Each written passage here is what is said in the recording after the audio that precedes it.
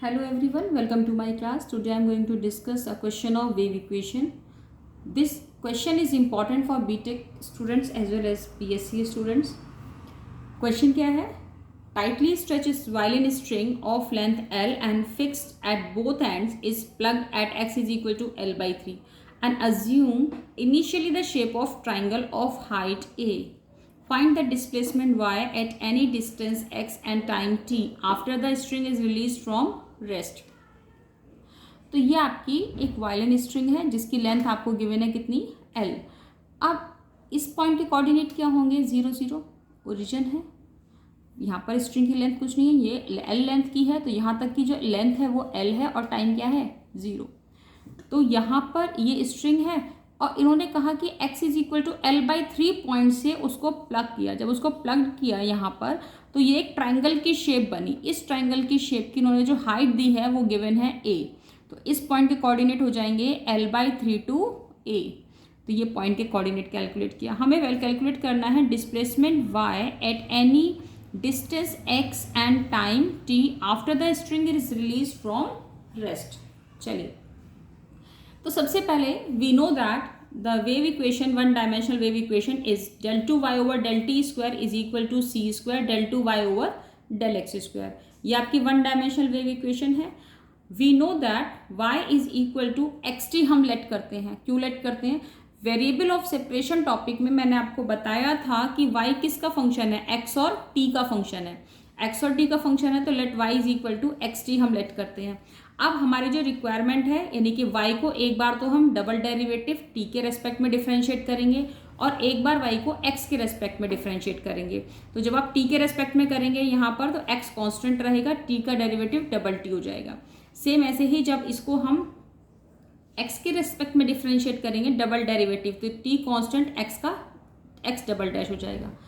अब इन दोनों ही इक्वेशंस को हम पुट करेंगे इक्वेशन 1 में. तो यहाँ पर तो आएगा y two del 2 y over del t square x t double dash और is equal to c square x double dash t. अब हम वेरिएबल को सेपरेट करेंगे क्योंकि देखो ऐसे तो हम सॉल्व ही नहीं कर पाएंगे. तो सबसे पहले वेरिएबल सेपरेट करना होगा. तो सेपरेट कैसे करेंगे? t x double dash upon x और t double dash upon c square t square इसके अपॉन में आ जाएगा. इज इक्वल टू में मैंने आपको बताया था कि हमेशा माइनस पी स्क्वायर लेट करते हैं क्योंकि प्लस पी स्क्वायर हम क्यों लेट नहीं करते? प्लस पी स्क्वायर लेट करेंगे तो जो आपका फंक्शन यानी x और t की जो वैल्यू निकल कर आएगी वो एक्सपोनेंशियल की फॉर्म में निकल कर आएगी. उसमें साइन और कॉस मिसिंग होगा. ये वेरिएबल ऑफ सेपरेशन में मैं डिस्कस कर चुकी हूँ. तो लेकिन हमें क्या चाहिए यहाँ पर? अगर हम वेव की बात कर रहे हैं इसका मतलब we are dealing with the problem of vibrations. और वाइब्रेशन की बात कर रहे हैं तो वी हैव मतलब it must contain periodic function, sine cos होना चाहिए. लेकिन यहाँ पर अगर हम माइनस पी स्क्वायर लेते हैं तभी वो साइन और कॉस का फंक्शन आता है. देखिए कैसे आता है. अगर हमने माइनस पी स्क्वायर लेट किया तो एक बार हम x double dash upon x को माइनस पी स्क्वायर के पुट करेंगे. तो यहाँ माइनस पी स्क्वायर के अगर हमने पुट किया तो X double dash is equal to minus P square, X यहाँ चला जाएगा. तो ये अब हम इस इक्वेशन में ऑक्सिलरी इक्वेशन बनाते हैं. तो ऑक्सिलरी इक्वेशन ये ऑर्डिनल डिफरेंशियल इक्वेशन में हम डिस्कस कर चुके हैं. तो कैसे कैलकुलेट होगा? M double dash X double dash हो जाएगा M square plus P square, X की वैल्यू 1 हो जाएगी इज इक्वल टू में 0. तो इस इक्वेशन का पी आई तो 0 होगा, सिर्फ सी एफ कैलकुलेट करेंगे. तो डिस्टिंक्ट रूट हमें कैलकुलेट करने हैं. दैट मीन्स एम की वैल्यू क्या आएगी? अगर हम इसको ट्रांसफर करेंगे तो ये माइनस पी स्क्वायर हो जाएगा. फिर रूट लेंगे तो क्या आएगा? Plus minus P iota. I की फॉर्म में आ रहा है, आयोटा की फॉर्म में आ रहा है. दैट मीन्स इमेजिनरी रूट है और इमेजिनरी रूट के सी एफ का फॉर्मूला होता है e to the power alpha x. Alpha is 0 here, यहाँ पर कुछ नहीं है, इसका मतलब 0.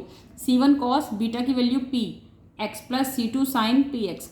सेम ऐसे ही अब ये जो हमने सी एफ कैलकुलेट किया यही आपका x हो जाएगा क्योंकि पी आई इसका क्या है? 0.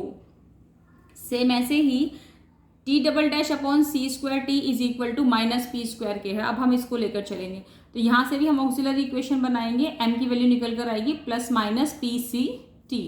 m की वैल्यू अब यहाँ पर भी रूट क्या है? ये इमेजिनरी रूट है और इमेजिनरी रूट अगर होते हैं तो सी एफ का फॉर्मूला क्या होता है आपका इमेजिनरी रूट के लिए? रूट्स क्या है? ये इमेजिनरी. तो c3 देखो ई टू द पावर अल्फा का कोई मतलब नहीं क्योंकि 0 है और ई टू द पावर अल्फा यानी कि 0t सॉरी. तो किसी की भी पावर अगर 0 है तो वो 1 हो जाता है, तो वो लिखने की जरूरत नहीं है. c1 c2 ऑलरेडी हो चुके हैं. तो अब कांस्टेंट आएगा c3 cos TCT plus C4 sine PCT। T नहीं आएगा भाई यहाँ पर। तो चलिए ये आपका CF आ गया। PI क्या है इस क्वेश्चन का? 0। अगर PI 0 है तो जो CF है वही आपका T हो जाएगा। T का हम कैलकुलेट कर रहे हैं। अब हमने X और T कैलकुलेट किया। X और T को जो इक्वेशन हमने एज्यूम की थी y is equal to XT, इसमें हम X और T को पुट कर देंगे। तो जो आपने X और T निकाला वो मल्टीप्लाई में आप यहाँ पुट कर देंगे।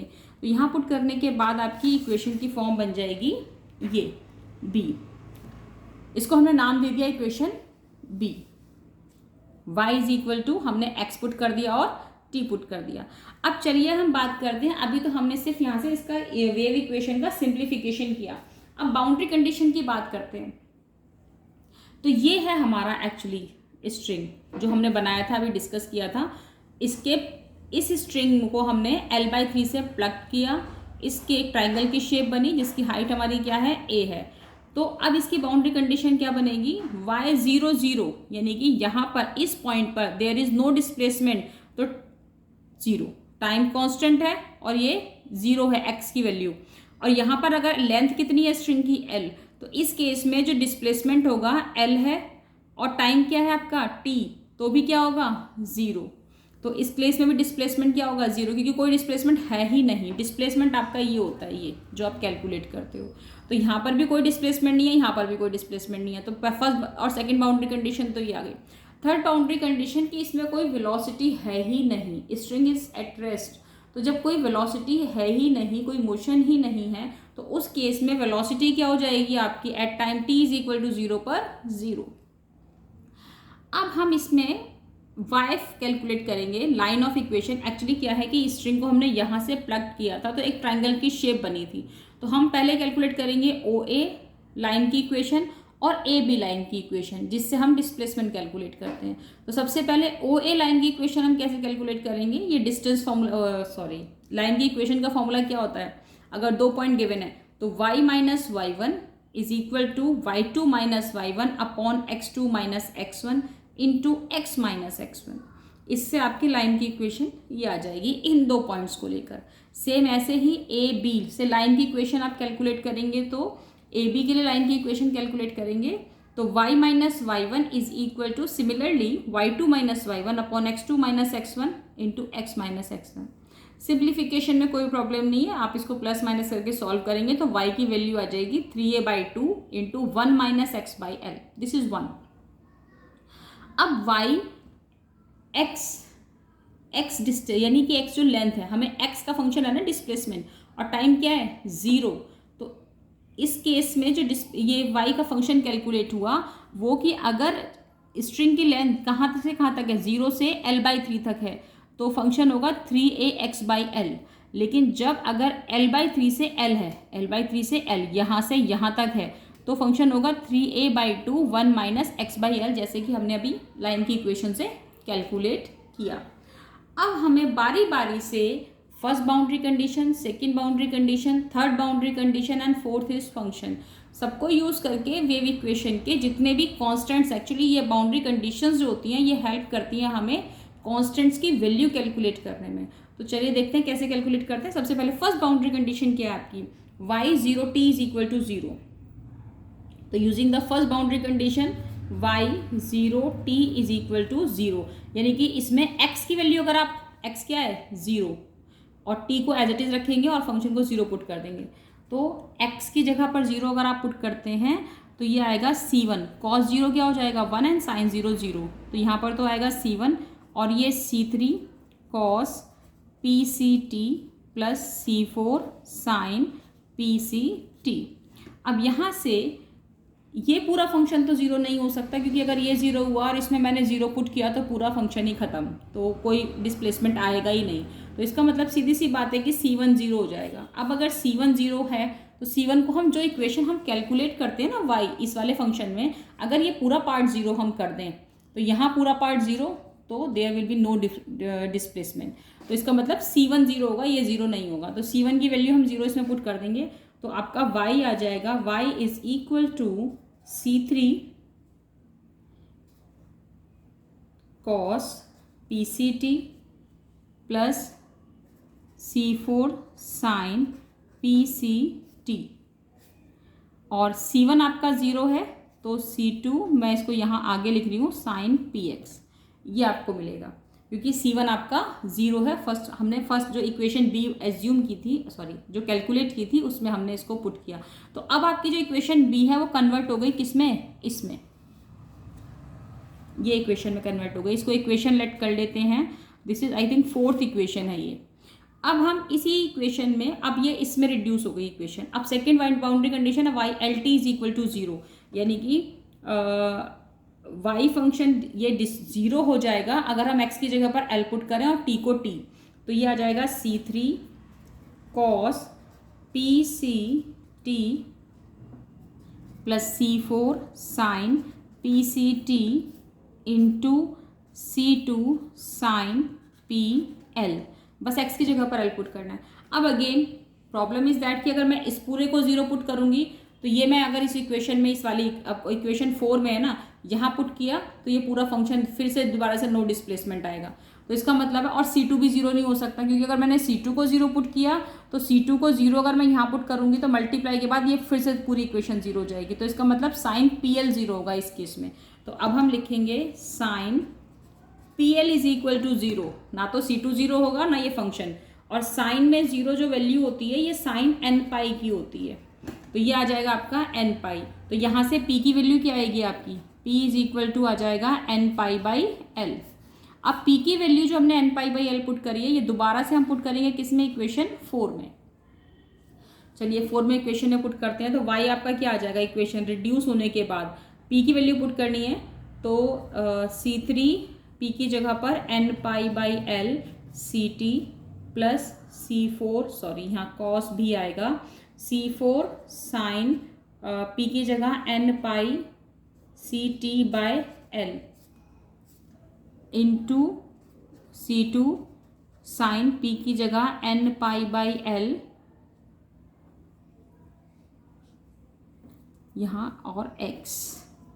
तो आपकी जो इक्वेशन है, अब ये इक्वेशन बन गई आपकी 5। अब रिड्यूस ये इसमें इक्वेशन में हो गई। हमने 2 बाउंड्री कंडीशन इसमें यूज़ की, 2 बाउंड्री कंडीशन यूज़ करने के बाद इक्वेशन इसमें कन्वर्ट हो गई। अब हमारी थर्ड बाउंड्री कंडीशन है del Y over del T is equal to 0 at time t is equal to 0 पर। चलिए अब इस बाउंड्री कंडीशन को कैसे यूज़ करेंगे। हमारी नेक्स्ट बाउंड्री कंडीशन है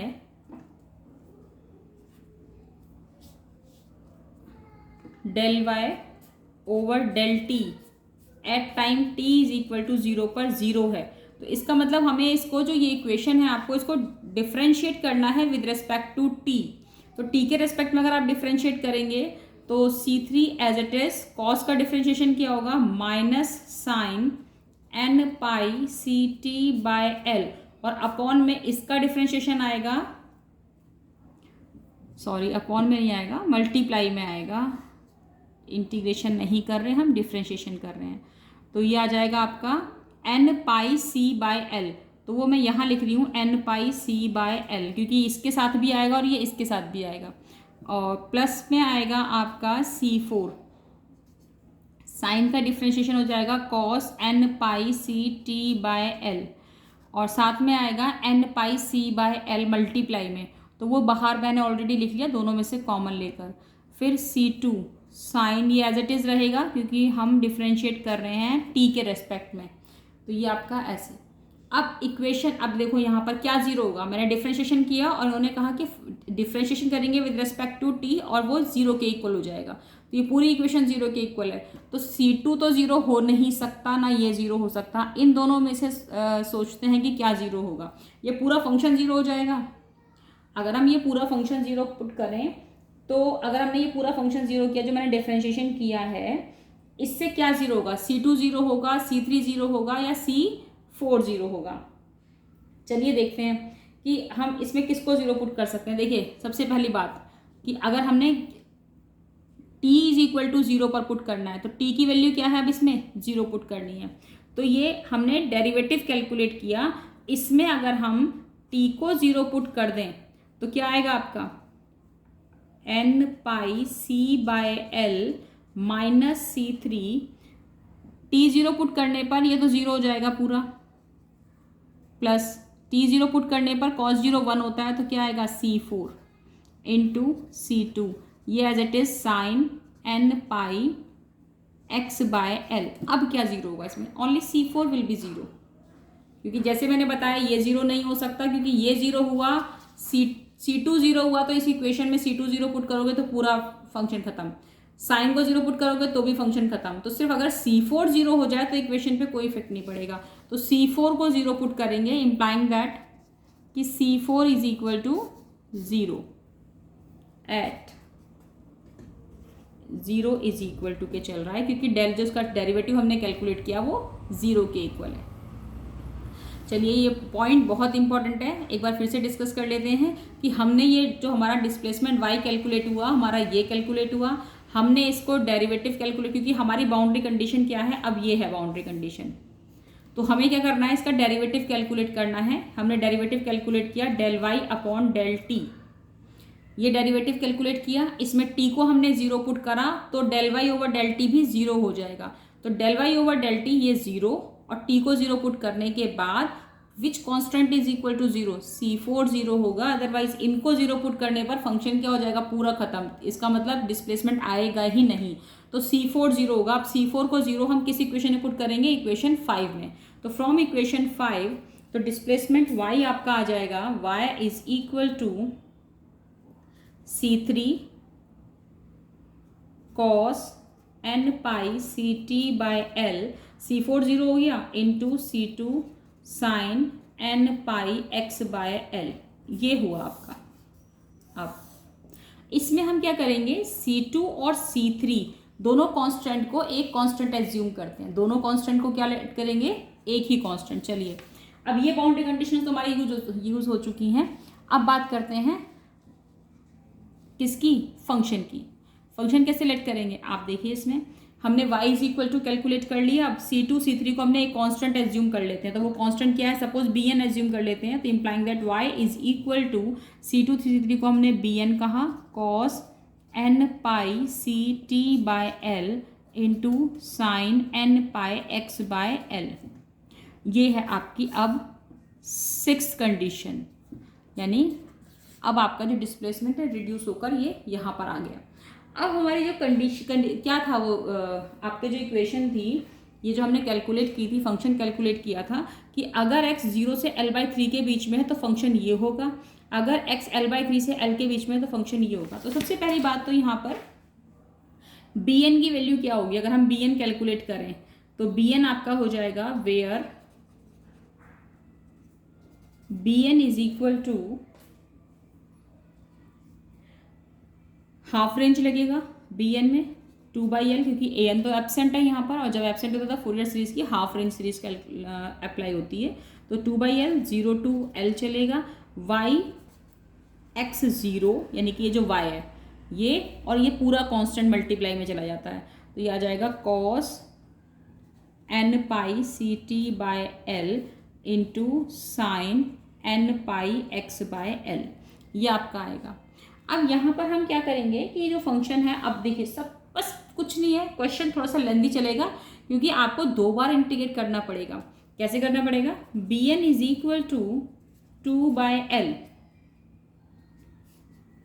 ये 0 to l वाली जो लिमिट है उसको ब्रेक किया था, क्या 0 से l/3 और l/3 से l, तो 0 से l/3 के बीच में इस फंक्शन की वैल्यू कितनी है, इसकी वैल्यू है हमारी 3ax by l into cos n pi ct by l into sine n pi x by l into dx, plus अब क्या है लिमिट l/3 से l, तो फंक्शन हमारा है 3a/2 into 1 minus x by l into cos n pi ct by l into sine n pi x by l dx, ये आपका ऐसे हमने y(x0) की जो 2 वैल्यू हमने कैलकुलेट की थी, यहाँ पर जो लिमिट को इन्होंने क्या किया था, ब्रेक किया था 0 से l/3 और l/3 से l, तो दोनों की हमने ऐसे पुट की। अब कुछ नहीं करना है, हमें इसको इंटीग्रेट करना है। बाई पार्ट इंटीग्रेशन लगेगा दोनों का, आपकी चॉइस है। आप या तो इसको P1 मानो, इसको P2 मानो, दोनों का अलग अलग निकाल के इसमें पुट कर दो, या फिर आप एक साथ ही लेकर चल सकते हो। तो चॉइस आपके की, या तो आप एक साथ लेकर चलो या फिर आप इसको P1 P2 एज्यूम करके करो। चलो देखते हैं, P1 P2 एज्यूम करें, करो। Bn इज इक्वल टू, अगर मैं 2/L को एक साथ लेती हूँ तो इंटीग्रेशन अगर हम बाई पार्ट करते हैं तो क्या आएगा, देखो 3ax/L। तो हमने 3a/L x को एज इट इज रखा, x को हमने फर्स्ट फंक्शन माना एज इट इज, कॉस का डिफरेंशिएशन किया होगा साइन।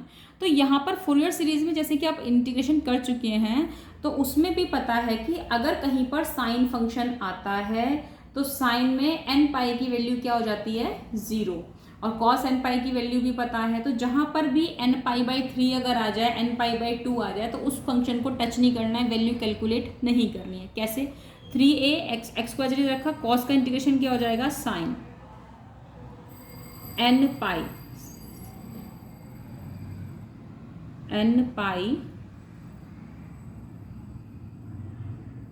हम डिफ्रेंशिएशन जो कर रहे हैं इसमें जो bn हमने कैलकुलेट किया विद रेस्पेक्ट टू किसके कर रहे हैं, x के, तो t तो इसमें क्या हो जाएगा, कांस्टेंट हो जाएगा। तो t कांस्टेंट होगा और किसके रेस्पेक्ट में करेंगे हम इसको, x के रेस्पेक्ट में डिफ्रेंशिएशन करेंगे, सॉरी x के रेस्पेक्ट में क्या करेंगे, इसको इंटीग्रेट। तो ये आएगा आपका साइन का इंटीग्रेशन क्या होता है, इसको हमने एज इट इज रखा है, इसको कांस्टेंट होल्ड पे रखेंगे, इसका इंटीग्रेशन करेंगे। तो फर्स्ट फंक्शन जैसे 3a/L है, 3a/L और 3a/L यहाँ पर भी है, 3a/L है, इट्स L यहाँ पर भी है। तो 3a/L को तो आप बाहर निकाल दो, तभी इंटीग्रेशन थोड़ा सा आसान हो जाएगा। इसको शॉर्ट में कन्वर्ट करते हैं, तो 3a/L यहाँ भी है, यहाँ भी है, दोनों में से कॉमन निकालते हैं, तो 3a 6a/L²। अब इसको इंटीग्रेट करेंगे बाय पार्ट इंटीग्रेशन से, तो ये आ जाएगा आपका x, ये आएगा आपका x को फर्स्ट फंक्शन एज्यूम करते हैं, इंटीग्रेशन करते हैं किसका, सेकंड फंक्शन का। फर्स्ट फंक्शन एज्यूम किया, इंटीग्रेशन किया सेकंड फंक्शन का। तो चलिए अब इसमें t के रेस्पेक्ट में तो करेंगे नहीं, किसके रेस्पेक्ट में करेंगे, x के।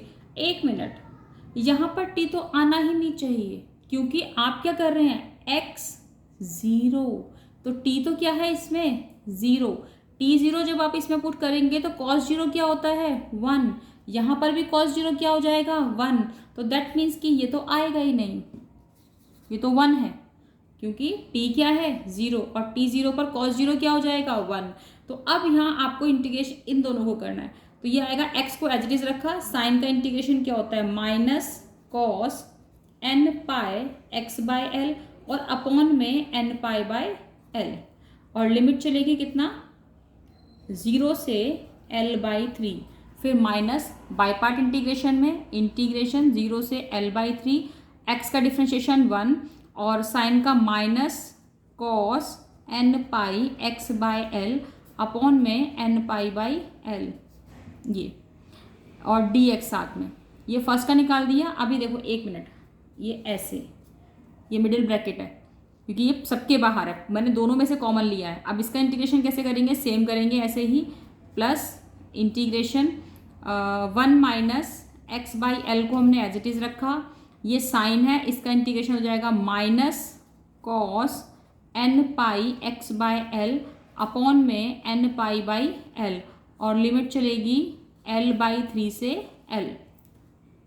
फिर आपका आएगा माइनस साइन लगाते हैं, इंटीग्रेशन L/3 से L, 1 का 0 x का 1, तो 1/L डिफ्रेंशिएशन किया और साथ में इसका करेंगे तो माइनस आएगा cos n पाई x/L अपॉन में n पाई/L। ये पूरा मैंने एक साथ P1 P2 करके करेंगे तो भी हो जाएगा, मैंने एक साथ ही इसको इंटीग्रेट कर दिया। चलिए अब हम बाय पार्ट इंटीग्रेशन लगाए, यहाँ तक पहुँच गया, अब हमें सिर्फ लिमिट पुट करनी है। चलिए लिमिट पुट करते हैं। अब देखिए इसमें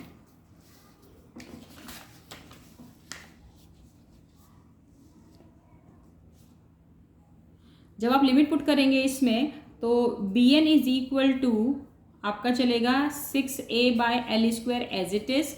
आप इसमें लिमिट पुट करेंगे तो ये आएगा -L/3 यहाँ l बाई 3 पुट करेंगे तो l से l कट जाएगा, तो ये आ जाएगा cos n pi by 3, cos n pi by 3।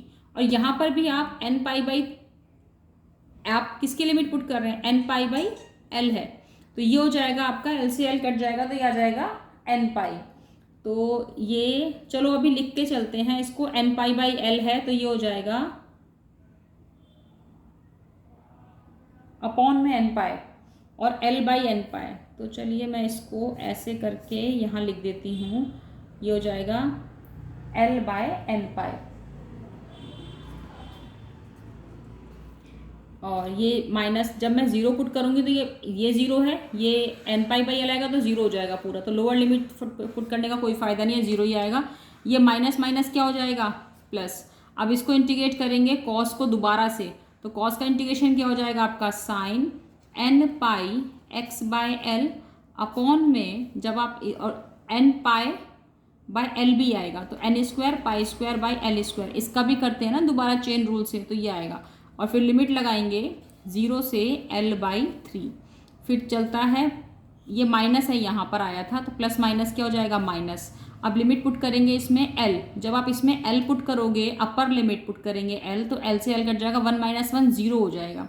तो अपर लिमिट पुट करके तो क्या आएगा, 0, तो 0 आ गया। फिर माइनस लोअर लिमिट जब l बाई 3 पुट करेंगे तो l से l कट जाएगा, आएगा 1 बाई 3, और 1 माइनस 1 बाई 3 क्या हो जाएगा आपका, 2 बाई 3, तो ये आ जाएगा आपका 2 बाई 3। और यहाँ पर l बाई 3 पुट करेंगे x की जगह, तो l से l कट जाएगा, आएगा आपका cos n पाई बाई 3, और साथ में है n पाई बाई l, तो ये हो जाएगा जैसे मैंने बताया था n पाई बाई l है, divide n pi by l, तो l बाई n पाई हो जाएगा, तो साथ में आ जाएगा, इसको एज इट इज़ करा l बाई n पाई। अब ये हमने पुट कर दिया, ये हो गया हमारा, लोअर लिमिट भी पुट, अपर लिमिट पुट कर दी, लोअर लिमिट पुट कर दी, ये खत्म। चलिए ये सबके बाहर है, ऐसे मिडिल ब्रैकेट बनाना यहाँ। नेक्स्ट आपका चलता है ये माइनस, इस माइनस माइनस क्या हो जाएगा, ये प्लस। अब कॉस का इंटीग्रेशन क्या हो जाएगा, कॉस का इंटीग्रेशन हो जाएगा साइन n पाई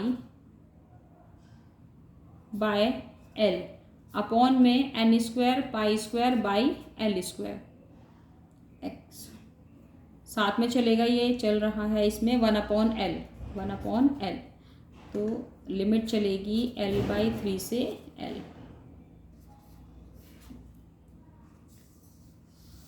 ये इंटीग्रेशन ऐसे चलेगा।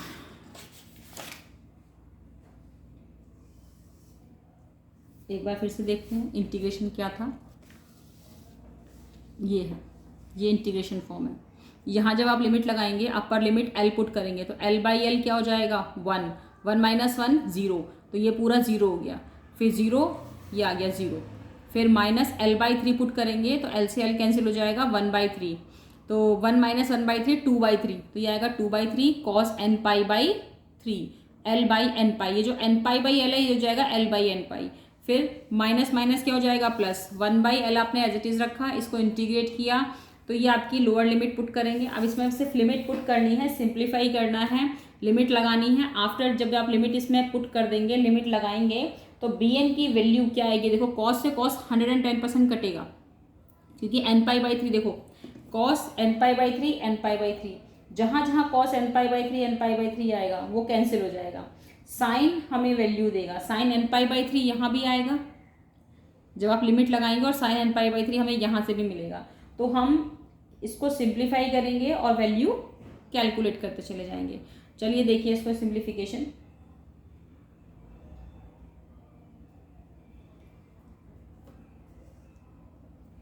आफ्टर सिंप्लीफिकेशन, चलिए सिंप्लीफिकेशन तो कर देंगे, क्वेश्चन में कुछ है नहीं, इसमें लिमिट हमने निकाल दी, डिफरेंशिएशन हमने कर दी, इंटीग्रेशन हमने कर दिया, सिर्फ आपको लिमिट पुट करनी है और इसकी वैल्यू कैलकुलेट करनी है। तो जब आप इसको सिंप्लीफाई करेंगे तो bn इज इक्वल टू, क्योंकि काफ़ी लेंथी क्वेश्चन है ये, n square pi square sine n pi by 3, मतलब जब आप इसको सिंप्लीफाई करेंगे कॉस कैंसिल होगा और सिर्फ साइन के साथ हमें 9a upon n square pi square मिल जाएगा। bn की वैल्यू हमने कैलकुलेट की। अब जो हमारा फाइनली जो रिड्यूस्ड इक्वेशन थी y, वो रिड्यूस्ड इक्वेशन क्या है हमारे पास, ये है इक्वेशन नंबर 6। इसमें हम bn की वैल्यू पुट करेंगे, तो आपका फ्रॉम इक्वेशन 6